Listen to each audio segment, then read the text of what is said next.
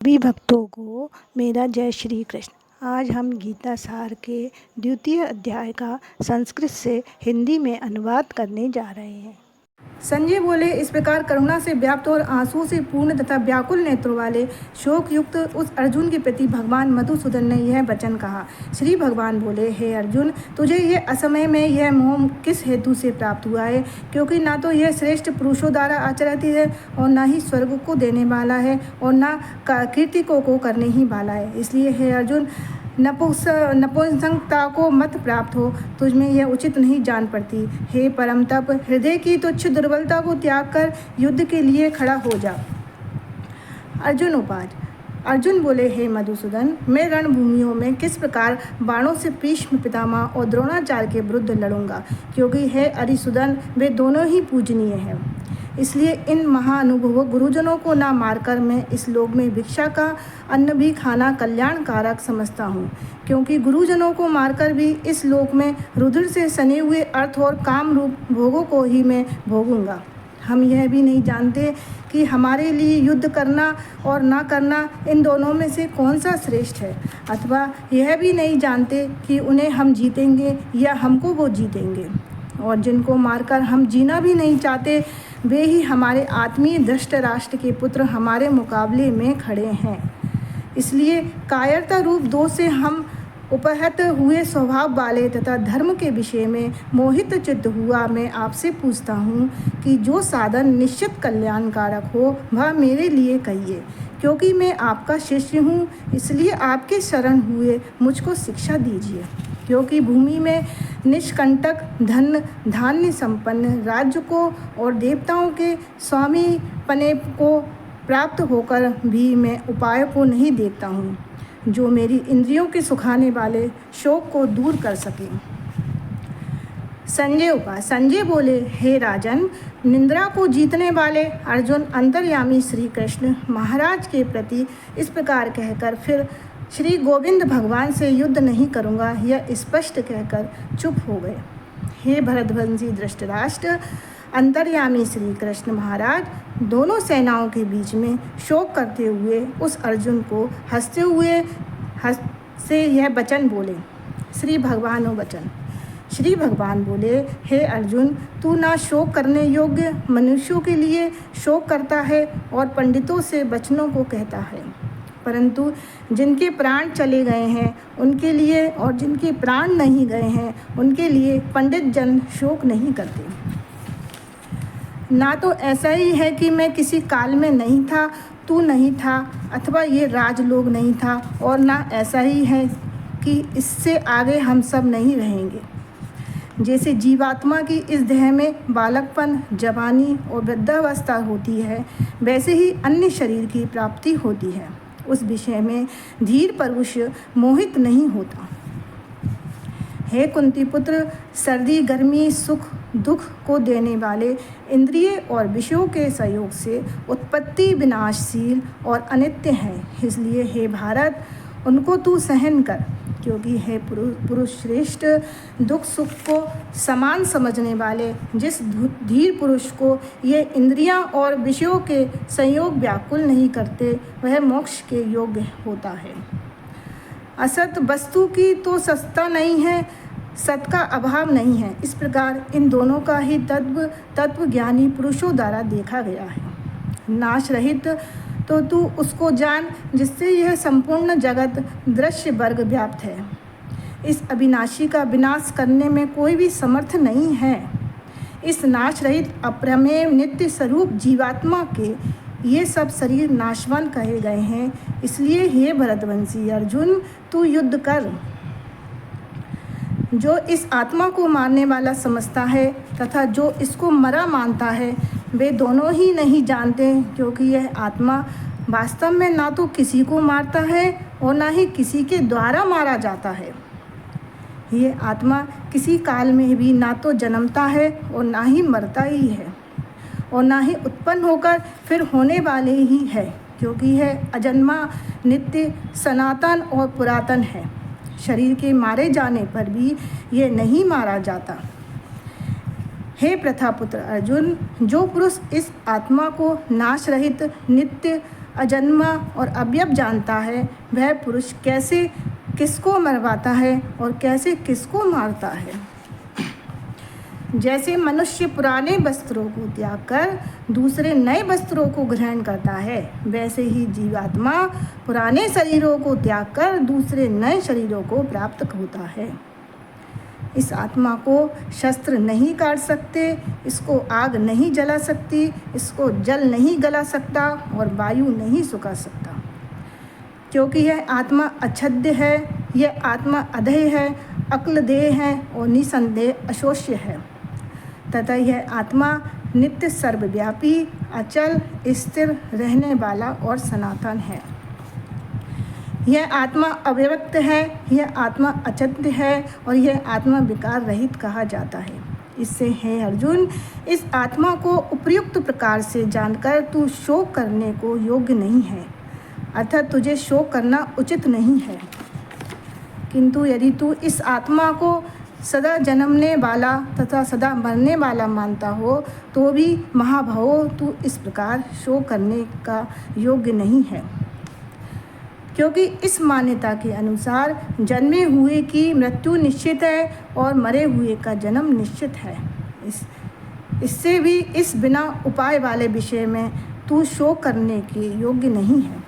हे अर्जुन, संपूर्ण प्राणी जन्म से पहले अप्रकट थे और मरने के बाद भी अप्रकट ही जाने वाले हैं, केवल बीच में ही प्रकट है। फिर ऐसी स्थिति में क्या शोक करना है।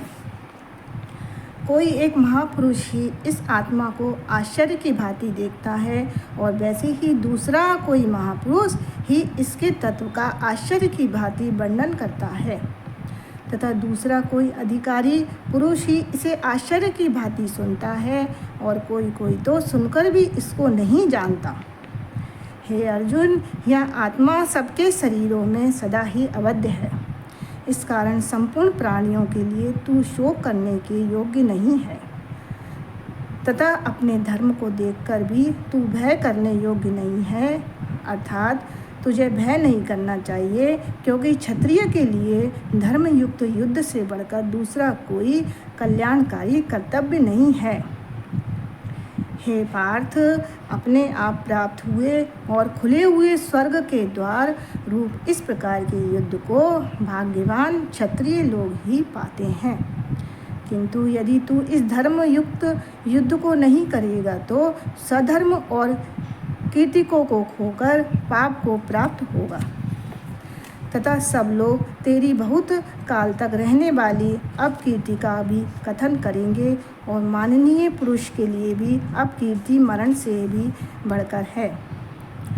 और जिनकी दृष्टि में तू पहले बहुत सम्मानित होकर अब लघुता को प्राप्त होगा, वे महारथी लोग तुझे भय के कारण युद्ध से हटा हुआ ही मानेंगे।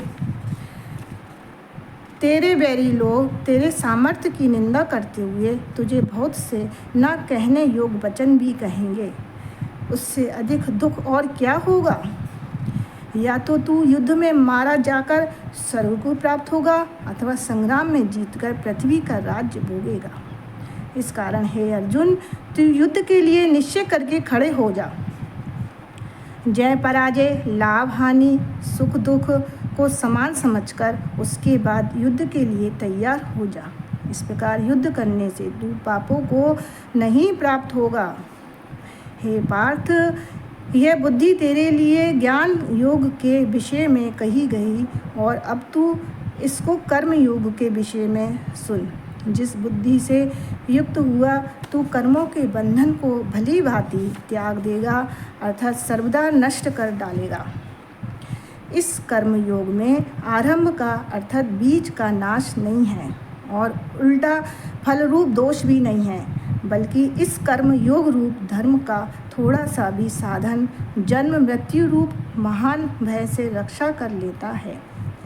हे अर्जुन, इस कर्म योग में निश्चयात्मिका बुद्धि एक ही होती है, किंतु अस्थिर विचार वाले विवेकहीन सकाम मनुष्यों की बुद्धियाँ निश्चय ही बहुत भेदों वाली और अनंत होती है। हे अर्जुन, जो भोगों में तन्मय हो रहे हैं, जो कर्म फल के प्रशंसक वेद वाक्यों में ही प्रीति रखते हैं, जिनकी बुद्धि में स्वर्ग ही परम प्राप्य वस्तु है और जो स्वर्ग से बढ़कर दूसरी कोई वस्तु ही नहीं है, ऐसा कहने वाले हैं। हे अवेकी जन, इस प्रकार की जिस पुष्पित अर्थात दिखाऊ शोभा युक्त वाणी को कहा करते हैं, जो कि जन्म रूप कर्म फल देने वाली एवं भोग तथा ऐश्वर्य की प्राप्ति के लिए नाना प्रकार की बहुत सी क्रियाओं का वर्णन करने वाली है, उस वाणी द्वारा जिनका चित्त हर लिया गया है, जो भोग और ऐश्वर्य में अत्यंत आसक्त है, उन पुरुषों की परमात्मा में निश्चयात्मिका बुद्धि नहीं होती है। हे अर्जुन, वेद उपयुक्त प्रकार से तीनों गुणों के कार्य रूप समस्त भोगों एवं उनके साधनों का प्रतिपादन करने वाले हैं। इसलिए तू उन भोगों एवं उनके साधनों में आसक्तिहीन, हर्ष शोक आदि द्वंद्वों से रहित नित्य वस्तु परमात्मा में स्थित योग क्षेम को न चाहने वाले और स्वाधीन अंतःकरण वाले हो। अब सब ओर से परिपूर्ण जलाशय के प्राप्त हो जाने पर छोटे जलाशय में मनुष्य का जितना प्रयोजन रहता है, ब्रह्मा को तत्व से जानने वाले ब्रह्मांड का समस्त वेदों में उतना ही प्रयोजन रह जाता है। तेरा कर्म करने में ही अधिकार है, उसके फलों में कभी नहीं। इसलिए तू कर्म के फल का हेतु मत हो तथा तेरी कर्म न करने में भी आसक्ति न हो। हे धनंजय, तू आसक्ति को त्याग कर तथा सिद्धि और असिद्धि में समान बुद्धि वाला होकर योग में स्थित हुआ कर्तव्य कर्मों को कर, समत्व ही योग कहलाता है। इस समस्त रूप बुद्धि योग से सकाम कर्म अत्यंत ही निर्म श्रेणी का है।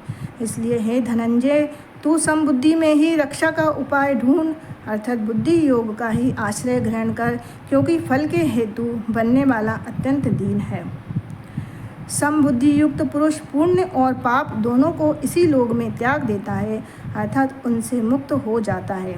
इससे तू समस्त रूप योग में लग जाता है। यह समस्त रूप योग ही कर्मों में कुशलता है, अर्थात कर्म बंधन से छूटने का उपाय है।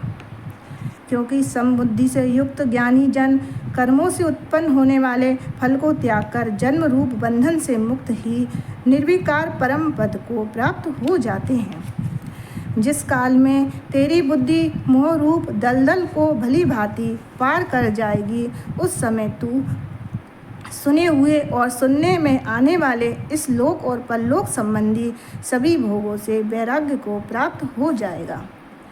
भली भांति भांति के वचनों को सुनने से विचलित हुई तेरी बुद्धि जब परमात्मा में अचल और स्थिर ठहर जाएगी, अब तू योग को प्राप्त हो जाएगा, अर्थात तेरा परमात्मा से नित्य सहयोग हो जाएगा। अर्जुन बोले, हे केशव, समाधि में स्थित परमात्मा को प्राप्त हुए स्थिर बुद्धि पुरुष का क्या लक्षण है?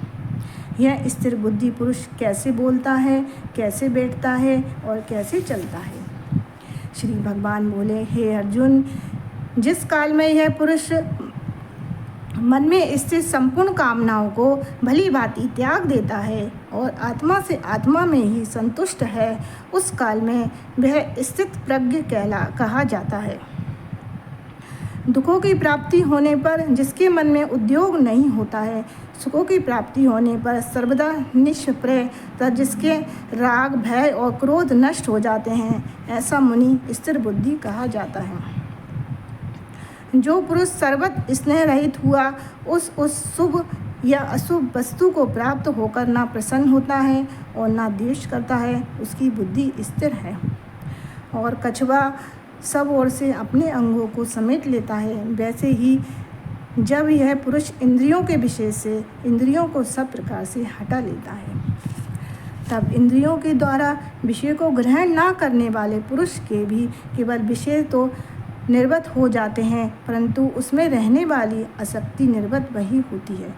इस स्थित प्रज्ञ पुरुष की तो आसक्ति ही परमात्मा को साक्षात्कार करके निवृत्त हो जाती है।